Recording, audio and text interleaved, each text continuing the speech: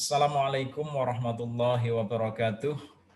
Melanjutkan video sebelumnya tentang bagaimana laporan keuangan konsolidasi pada akuisisi dengan menggunakan metode ekuitas apabila akuisisi tidak pada awal periode akuntansi, di tengah-tengah periode akuntansi. Ini video kelanjutannya. Ya. Saudara, akuisisi yang dilakukan tidak pada awal periode akuntansi ini berdampak pada saat perhitungan nilai buku saham. Kenapa? Karena nilai buku saham itu komponennya adalah nilai nominal, saldo laba, nah saldo laba ini, lalu tambahan modal di store jika ada, agios saham, disagios saham. Nah, saldo laba yang diperhitungkan adalah saldo laba pada saat akuisisi dilakukan. Nah, sehingga kalau contoh sebelumnya itu tanggal akuisisi itu awal periode akuntansi, maka tidak ada penyesuaian saldo labanya tinggal menggunakan saldo laba per 31 Desember tahun sebelumnya. Contoh, akuisisi dilakukan tanggal 3 Januari 2016, maka saldo labanya tinggal memanfaatkan laporan keuangan per 31 Desember 2015.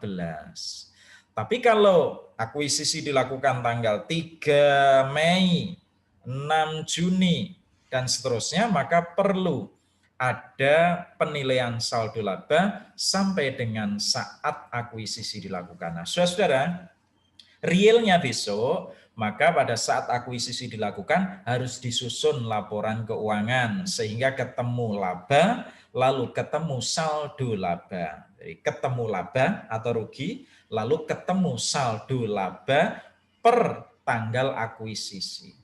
Hanya saja di dalam kepentingan teoritik soal-soal penyelesaian akuntansi keuangan lanjutan topik ini biasanya hanya memanfaatkan laba atau saldo laba per 31 Desember per 31 Desember. Sehingga kita secara teoritik diminta menentukan sendiri, memprediksi sendiri. Kalau begitu posisi saldo laba pada tanggal akuisisi itu berapa?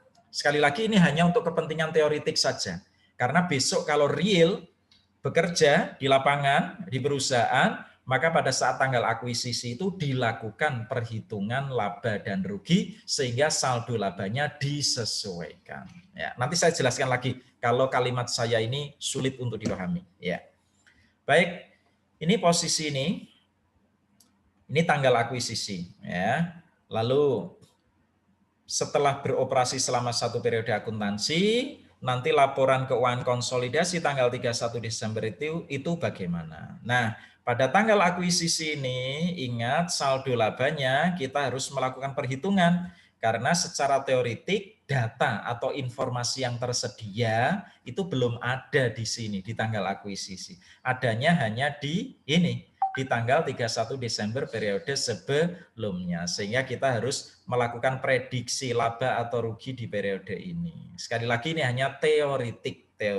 Besok kalau bekerja, di sini ya saudara harus menyusun laporan keuangan sebelum akuisisi ini dilakukan. Ya. Baik, contoh 2, akuisisi dilakukan tidak pada awal tahun. Ada laporan posisi keuangan PT besar, laporan posisi keuangan PT kecil. Ketika posisi seperti itu, pada tanggal 1 April 2016, PT besar mengakuisisi PT kecil dengan cara membeli 8.000 lembar saham dengan harga 35.000 per lembar. Tahun 2016, PT kecil memperoleh laba bersih 20 juta. Kita sederhanakan saja ya ini, tidak semester 1, semester 2, tidak. Ya, 1 tahun 20 juta. Tanggal 10 Desember PT kecil mengumumkan pembagian dividen 12.500.000. Pembayaran dividen dilakukan tanggal 20 Desember 2016. Lalu berikutnya, PT besar memperoleh laba bersih sebesar 50 juta selama tahun 2016. Ya. Jurnal diminta ya, dari keterangan itu, dari data itu, saudara diminta. Ini sekali lagi ini abaikan ya, ini angka salah ini, angka salah ya. Jurnal akuisisi saham tanggal 1 April bagaimana, kertas kerja 1 April bagaimana, laporan posisi keuangan 1 April bagaimana. Nomor 4, jurnal perusahaan induk untuk mengakui laba atau rugi dan pembagian dividen ketika perusahaan induk menggunakan metode ekuitas. 5, penyusunan kertas kerja, 6 laporan posisi keuangan. Ya. Nomor 1, jurnal akuisisi pada tanggal 1 April 2016, 8.000 lembar, harganya Rp35.000. Jurnalnya investasi saham PT kecil debit, kas kredit angkanya 280 juta dari 8.000 kali 35.000. Berikutnya daftar lajur untuk penyusunan laporan keuangan konsolidasi pernya per 1 April ya. Angka 70 juta, ingat dari 350 digunakan untuk membeli 280, tinggal 70 ya. Berikutnya untuk mempermudah eliminasi di sini kita bantu pakai jurnal eliminasi. Modal saham biasa PT kecil 80% dari 250 juta. Nih, berarti 200 juta ya. Saldo laba PT kecil ya 55 juta ya, kalikan 80% ya. Ini ketemunya 44 juta ya. Kenapa ini saldonya 55 juta Pak nanti ya? 44 juta. Diferensial pembelian 36 juta, perhitungannya nanti ditahan dulu ya. Investasi saham PT kecil 280 juta. Nah, kita hitung nilai buku saham. Nilai buku saham untuk keseluruhan 10.000 lembar adalah nilai nominalnya 10.000 kali 25.000 ketemunya 250 juta. Saldo labanya, nah 55 juta ini, ya, saldo laba 55 juta yang ini, kalau dikalikan 80% ketemu 44, yang 55 itu dari mana? Nih, awalnya 50 juta, ditambah ingat sampai 1 April. Ingat, sampai 1 April ya. Sampai 1 April itu berarti berapa bulan? 3 bulan ya. Januari, Februari, Maret. Aprilnya nggak dihitung karena 1 April ya. Kalau tahun 2016 PT kecil itu labanya 20 juta selama 1 tahun 20 juta, maka sampai 1 April berarti berapa prediksi labanya? Ya 3/12 kali 20 juta. Ya, 3/12 kali 20 juta ketemunya 5 juta. 5 juta ditambah 50 juta ketemunya 55 juta. Sehingga nilai buku keseluruhan 305 juta. Lalu nilai buku saham yang kita beli berapa? Yang 8.000 lembar, 80% atau 8.000 per 10.000 kali 305 ketemunya 244 juta. Saham dengan nilai buku 244 juta kok dibeli dengan harga 280 juta, berarti ada diferensial pembelian. Selisih harga perolehan, harga beli di atas nilai buku. Sekali lagi ini adalah harga perolehan. Harga perolehan itu adalah harga beli ditambah kalau ada biaya provisi, komisi, ya, dan sebagainya. Sehingga diferensial pembeliannya 36 juta. Jelas ya, gampang ya, gampang. Jadi angka 36 dari sini. Ya. Oke, berikutnya kalau diminta menyusun laporan posisi keuangan per 1 April 2016 pada tanggal akuisisi seperti ini. Ya. Sesaat setelah akuisisi dilakukan. Ya. Berikutnya, jurnal yang dibuat pengumuman pembagian dividen 10 Desember urut ya. Pak, 30 Juni kok nggak ada Pak, seperti di video yang satu. Lah, ini kan laporannya hanya setahun sekali. Perusahaan anak menginformasikan laba adalah 1 tahun. Kalau video yang satu, yang sebelumnya itu kan semesteran. Semester 1 perusahaan anak melaporkan laba, maka jurnal tanggal 30 Juni ada. Ya. Kalau ini nggak ada. Ya. Maka urut 10 Desember pengumuman pembagian dividen, jurnalnya piutang dividen debit, investasi saham PT kecil kredit angkanya 10 juta. Dari mana 10 juta? Ya, 80% dari 80% kali 12.500.000 rupiah.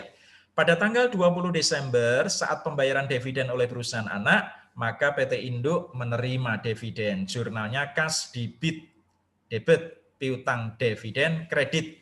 Angkanya 10 juta, 80% kali 12.500.000. Nah, 31 Desember pengakuan laba bersih perusahaan anak. Perusahaan anak melaporkan laba berapa? 20 juta. Berarti kita mengakui 80% kali 20 juta, Pak. Bukan, salah kalau begitu. Kita mengakuinya mulai dari tanggal akuisisi sampai 31 Desember. Karena hak kita pada perusahaan anak itu hanya dari 1 April sampai 31 Desember. Ketika 1 Maret, ketika 2 Februari, ketika 15 Januari, perusahaan anak belum milik kita, belum milik kita. Kita memiliki perusahaan anak sejak 1 April. Maka ya, yang menjadi bagian kita hanya mulai 1 April sampai 31 Desember. Berapa bulan? 9 bulan. 80% kali 9 per 12 kali 20 juta, ketemunya 12 juta. Paham ya? Ya, gampang. Berikutnya, ini adalah kertas kerja untuk penyusunan laporan posisi keuangan. Saldo kas berasal dari 70 awal, ditambah 50, 50 itu labanya PT Besar sendiri, ditambah 10 kas dari dividen. Ya.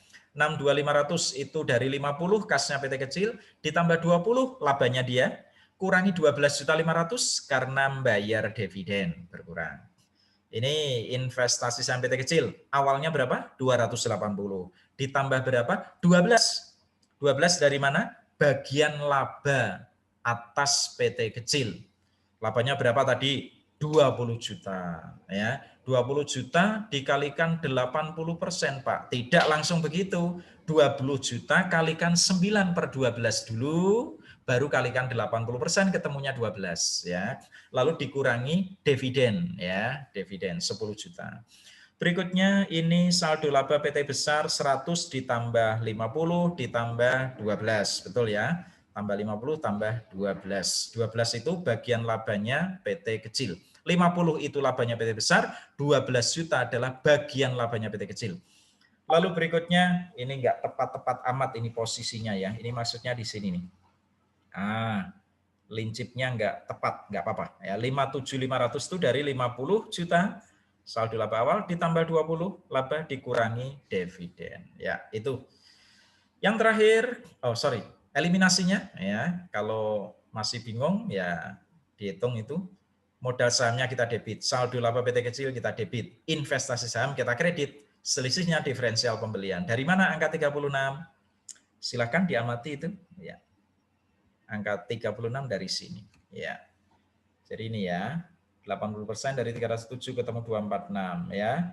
Investasi sahamnya 282, nilai bukunya 246, selisih harga perolehan di atas nilai buku 36 ya. Oke. Kalau disusun laporan posisi keuangan konsolidasi per 31 Desember menjadi seperti ini. Demikian penjelasan saya metode ekuitas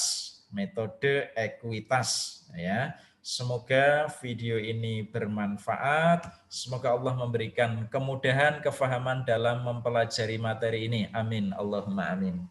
Wallahul muwaffiq ila aqwamit thoriq. Wassalamualaikum warahmatullahi wabarakatuh.